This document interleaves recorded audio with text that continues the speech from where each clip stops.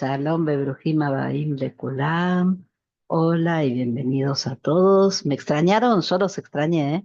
Porque la verdad es que un día que no subo video no tenemos el encuentro en el chat con el estreno y se los extraña el poder ver los videos juntos de domingos a jueves a las 18 horas y comentarlos en el chat con ustedes. Así que bueno, pero ya volvimos. Hoy también tenemos este estreno. Y bueno, ya después acuérdense que el sábado tenemos una grabación de Zoom con todos, a las 17 horas de Israel, con todos los de ustedes que quieran estar, y para eso se tienen que sumar a nuestro grupo de Telegram o a nuestro canal de WhatsApp, y eso, bueno, en la descripción del video tienen todas los enlaces para poder hacerlo. No se duerman, si quieren estar en el Zoom van a tener que hacer eso, si no, no tienen manera de recibir el enlace de invitación. Bueno, dicho esto, empezamos. Hoy les tengo dos artículos, como estoy haciendo últimamente, y bueno, el primero se llama El terror se naturaliza. Lo escribí en el año 2016, en el mes de julio. Y dice así: si colocamos en el buscador de Google las palabras ataque terrorista, encontraremos cerca de 845.000 resultados. Tengan en cuenta que eso era en una época donde había ataques terroristas casi todos los días en Europa. Hoy me fijé, solo de hoy había 210. Por supuesto que muchos de esas cosas que encuentran tienen que ver con lo que está pasando en Israel. Pero me encontré esto que quiero compartírselos. Dice: arrestan a 7 personas en Bélgica por sospecha de preparar un atentado terrorista. Lo que nos dice la noticia, no se las voy a leer completa para no aburrirlos. Si ustedes la quieren encontrar, después les pongo igual como siempre el enlace relacionado en la descripción del video. Está en el diario El Salvador. No conozco qué tal es ese diario para saber qué tan confiable es, pero acá simplemente nos cuenta datos, no opinión. En Bélgica arrestaron a 7 personas, como les decía, por sospecha de preparar un atentado terrorista. Nos cuenta que por el momento no se conoce bien cuáles son los objetivos o cuáles eran los lugares, pero que las cosas que les encontraron a estas personas llevan a pensar que estaban preparando un ataque terrorista. Nos habla de que los registros se hicieron en varios lugares. Acá hay, nombra eh, como 9 lugares por lo menos. No los voy a pronunciar porque la verdad es que no tengo miedo de meter la pata, no sé si los pronuncio bien, pero bueno, en pantalla ustedes lo ven y si no, después, como les dije, pueden ver la nota.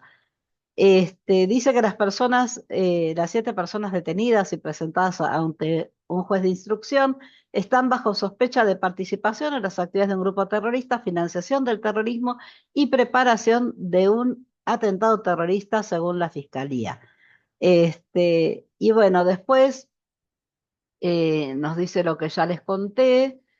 Y claro, nos ponen antecedentes. Dice: ¿por qué Bélgica está tan preocupada y está atenta a cualquier indicio de un posible ataque terrorista? Porque ya fue muy atacada. Si los que tienen buena memoria seguramente lo van a recordar.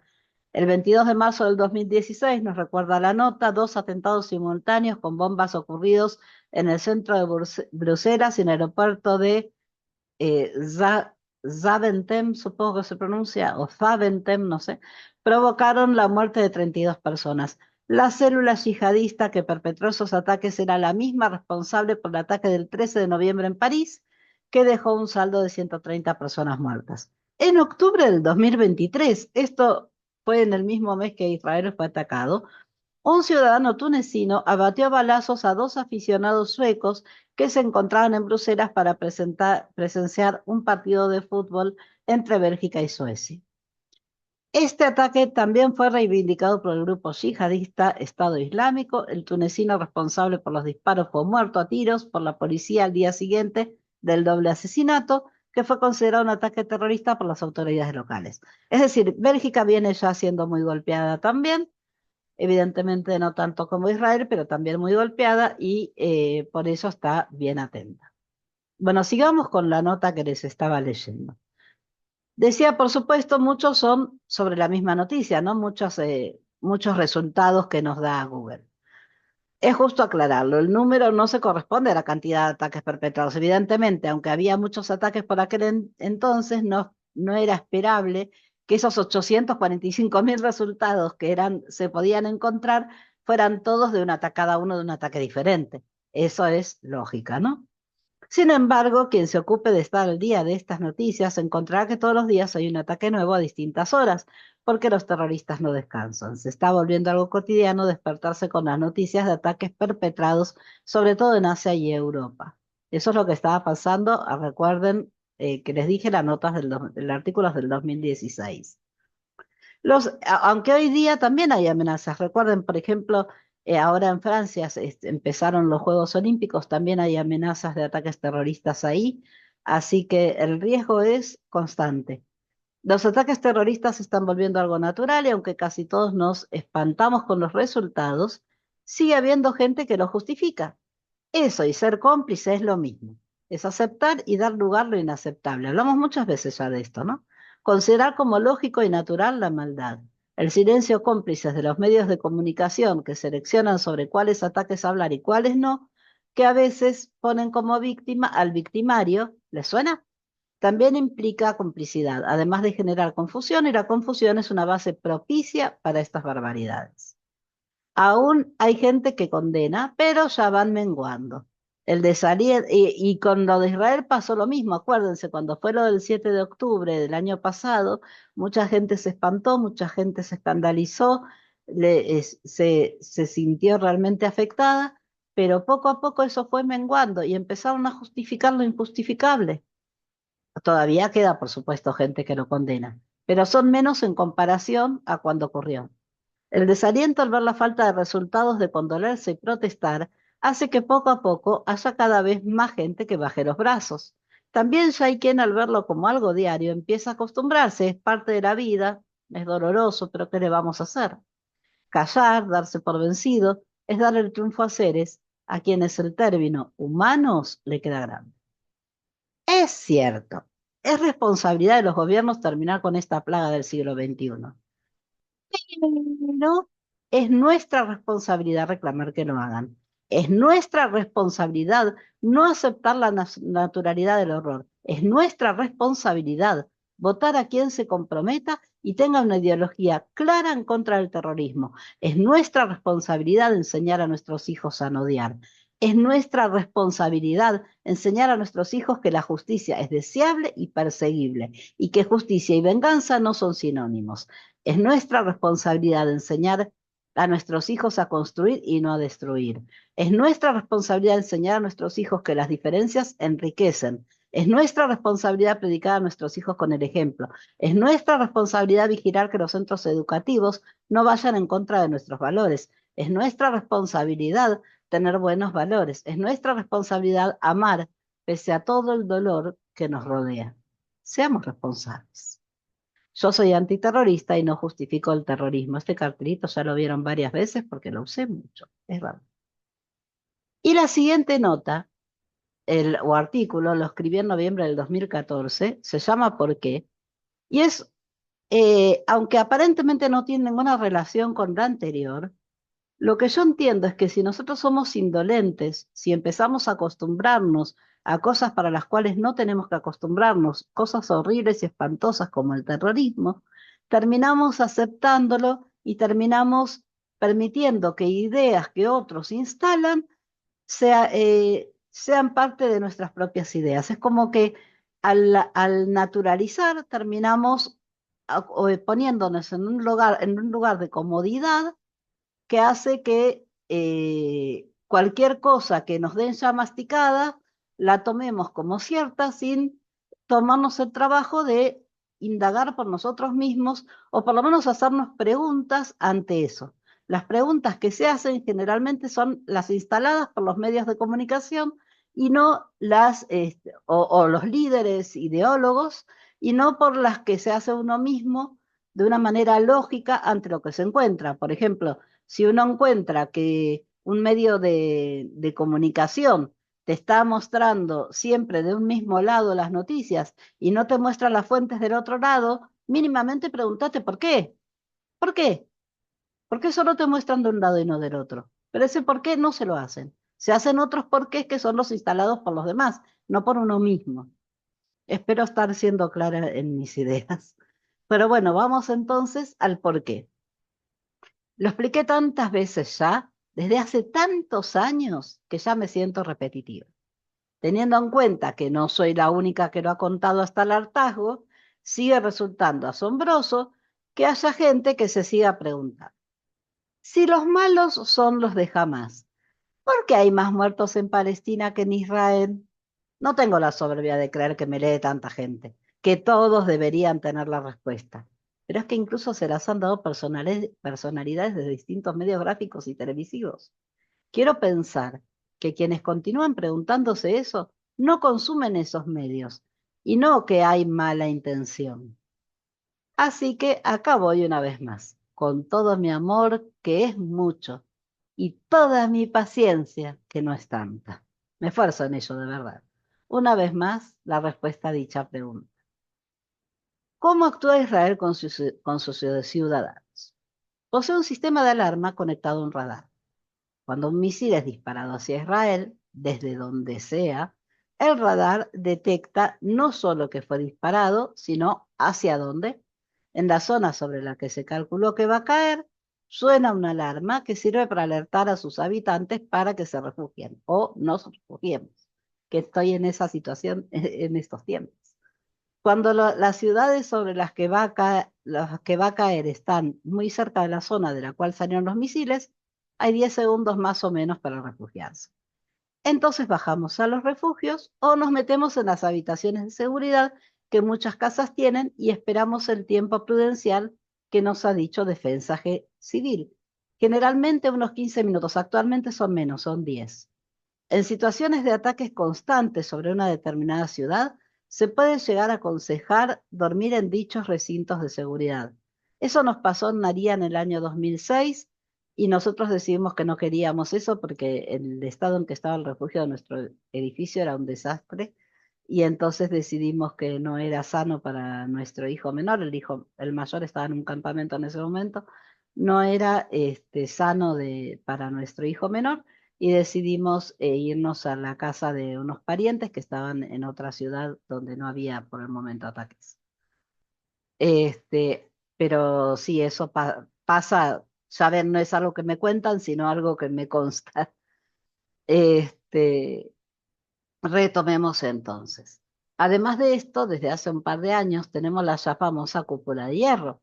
Se trata de un sistema antimisil desarrollado por el ejército de Israel. Seguramente todos ustedes escucharon hablar de eso en algún momento. Algunos tendrán más información, otros menos, pero todos saben de qué se trata. Entonces, les contaba que está conectado a un radar. Cuando el radar detecta que un misil fue disparado, se calcula dónde va a caer y si es sobre áreas pobladas y o sobre algún lugar de riesgo, lanza dos misiles que interceptan en el aire al que venía sobre nosotros. Para más seguridad, tenemos un excelente servicio de defensa civil que nos está continuamente dando consejos y explicándonos como ciudadanos cómo cuidarnos, perdón, y a dónde podemos llamar las 24 horas y ser atendidos en todos los idiomas. Y hoy por hoy tenemos también una aplicación en el celular que está muy buena porque a veces por algún motivo la alarma de la ciudad donde uno vive, del pueblo donde uno vive puede fallar, pero entonces nos avisa la del celular. Y ahí también podemos ver en qué otras zonas hubo alarmas, si tenemos parientes y amigos, si queremos estar al día, podemos consultarla y ahí también consejos de qué hacer en cada situación. Lo que les decía antes acerca de que se calcula dónde va a caer, ven acá donde les puse, se calcula dónde va a caer y si es sobre áreas pobladas y o sobre algún lugar de riesgo lanza dos misiles. Esto es porque, como todos saben, los misiles son muy caros y si ya el radar detecta que va a caer en una zona no poblada donde no hay riesgo para la población, no se intenta siquiera interceptar. Este, ¿Cómo actúa Hamas? Cuando Israel va a atacar un objetivo puntual, plataformas de donde son disparados los misiles túneles que se usan para almacenar y contrabandear armas, casas de cabecillas del terror, avisa a la población de Gaza 10 minutos antes para que se refugien. Eso era por entonces. Hoy por hoy se avisa incluso 24 horas antes. Pero eso ya se los conté en otros videos. Pero los terroristas no se los permiten. Los usan de escudos humanos y han llegado a disparar misiles colocándose atrás de niños inclusive. Hace un par de días, por ejemplo, obligaron a su población a rodear la casa de un jefe de Hamas que iba a ser atacada por Israel. Eso no, obviamente, cuando digo hace un par de días, lo digo en aquel momento que escribí el artículo, no ahora. Pero sigue pasando, esas cosas siguen pasando, no es nada normal. No o sea, a ver, volvamos. No es nada normal en el sentido no de que es algo natural y que es lógico y que esté bien. Es algo que pasa aunque no nos guste. Israel protege a su gente. Jamás la arriesga y la utiliza para sus fines. Jamás no solo obliga a vivir al terror a Israel con sus misiles, sino a su propia gente. No sé si en esta ocasión ya ha ocurrido. Sí, ahora sí sé. Sí, sé que ocurrió y que ocurrió no solo por entonces, sino que ocurrió durante esta guerra también. Pero recuerdo perfectamente que incluso han llegado a calcular mal y les han caído a ellos mismos algunos de los misiles que han tratado de disparar a Israel. Es decir, a veces ellos disparan misiles hacia Israel, calculan mal, no logran pasar la frontera, caen en la propia Gaza y provocan víctimas de ellos mismos que por supuesto después se las cuentan a Israel, porque ¿para qué van a diferenciar?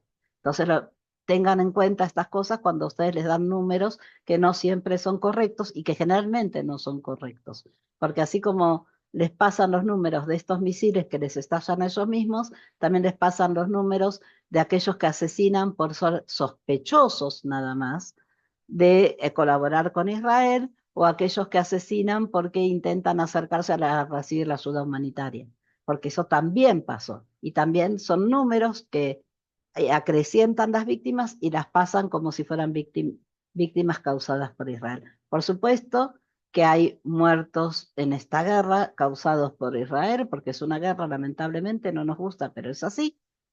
Pero de ninguna manera los números son los que los medios les quieren hacer creer a ustedes.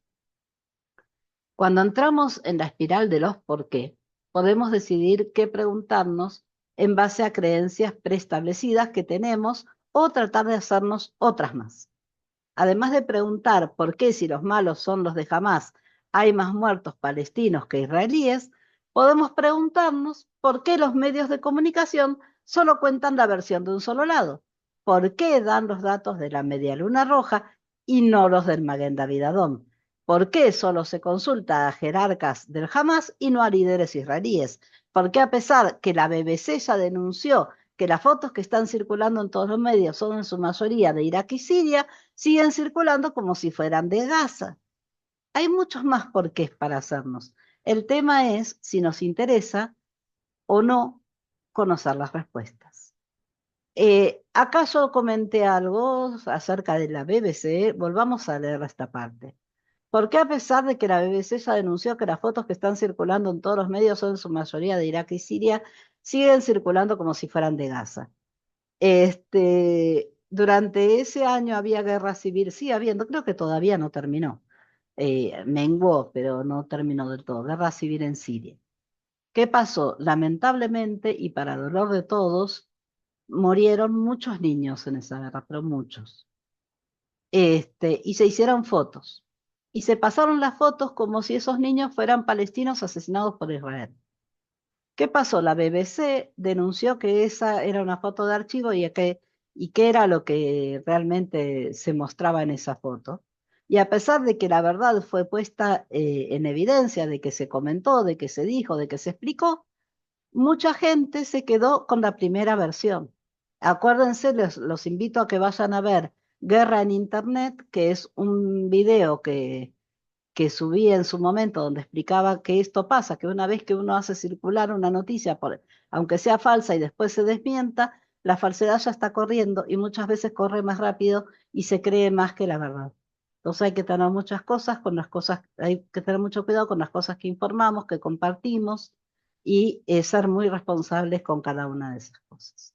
Bueno, hay esta foto que está acá con letras en hebreos que dicen Baraj, bendito. Eh, la tomé en la biblioteca de Naría, que en la parte de parquización hay unas esculturas muy bonitas. Y bueno, dicho esto, como siempre, ¿no? Antes de despedirme, no se olviden de suscribirse si todavía no están suscritos al canal. Siempre me olvido. Y bueno, ahora sí, antes de irme, como siempre les deseo que tengamos paz.